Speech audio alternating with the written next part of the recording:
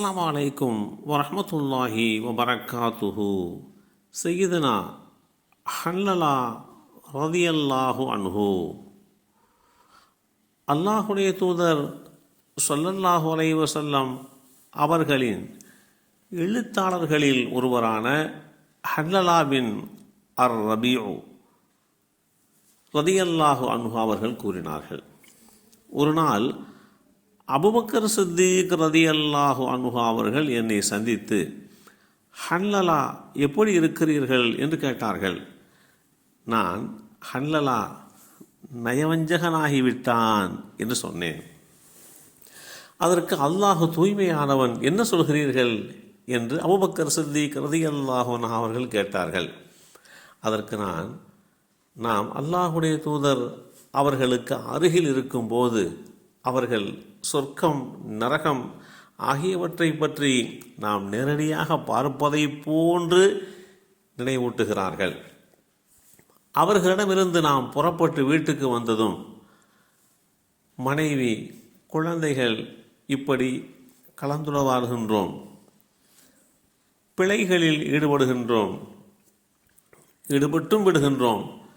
அல்லாஹ்வின் தூதர் ஸல்லல்லாஹு அலைஹி வஸல்லம் அவர்கள் சொன்னவற்றில் அதிகமானவற்றை மறந்தும் விடுகிறோம் என்று சொன்னார்கள்.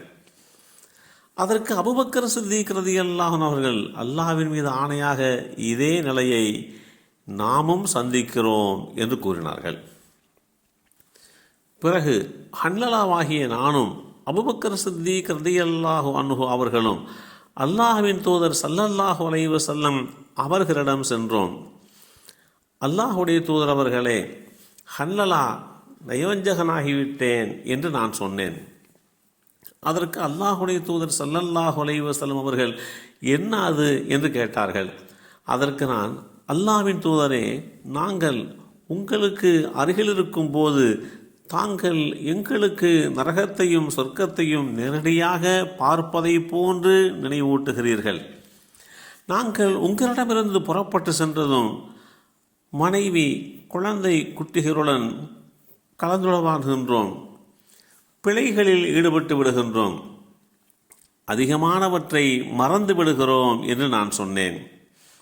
அதற்கு அல்லாஹுடைய தூதர் ஸல்லல்லாஹு அலைஹி வஸல்லம் அவர்கள், என் உயிர் எவன் கையில் உள்ளதோ அவன் மீது சத்தியமாக, நீங்கள் என்னிடம் இருக்கும் போதுள்ள நிலையிலும் அல்லாஹுடைய எண்ணத்திலும் எப்போதும் இருந்தால் உங்கள் படுக்கைகளிலும் நீங்கள் செல்லும் வழிகளிலும் வானவர்கள் வந்து உங்களுடன் கைகுலுக்கி இருப்பார்கள். மாறாக ஹல்லலா இப்படி சில நேரம் அப்படி சில நேரம் என்று 3 முறை கூறினார்கள். இந்த செய்தி சஹீஹ் முஸ்லிமில் 5305 என்ற எண்ணிலே பதிவு செய்யப்பட்டிருக்கிறது. அல்லாஹுடைய தூதர் ஸல்லல்லாஹு அலைஹி வஸல்லம் அவர்களை கொண்டு விசுவாசம் கொண்ட ஹல்லலா ரலியல்லாஹு அன்ஹு அவர்கள் மிகச்சிறந்த ஒரு தியாகியாக, வீரதியாக மரணமடைந்தவர் என்கின்ற சிறப்பை பெற்றவராக போற்றப்படுகிறார்கள். உக்கிரமாக நடைபெற்று கொண்டிருந்த உஹது போரில் முஸ்லிம் படைகளோடு கலந்து களத்தில் குதித்த ஹல்லலா,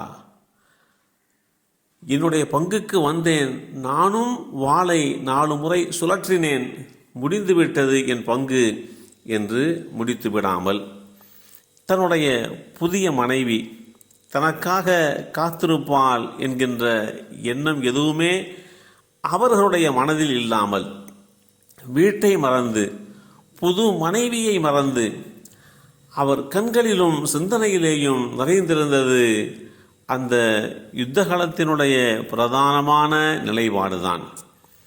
அப்போது பக்கவாட்டிலே இருந்து வந்த ஷத்தாத் இப்னு அஸ்வத் என்பவன் தன் ஈட்டியை ஹல்லலா ரலியல்லாஹு அன்ஹு அவர்களுடைய உடலில் சொருக அது மறுபுறம் வெளிவந்து விட்டது. அப்படியும் விடாது உடலில் குத்தி நிற்கும் ஈட்டியையும் வலிந்தோடும் குருதியையுமாய் எதிரியை துரத்தி கொண்டு வருகிறார்கள் ஹல்லலா ரலியல்லாஹு அன்ஹு அவர்கள்.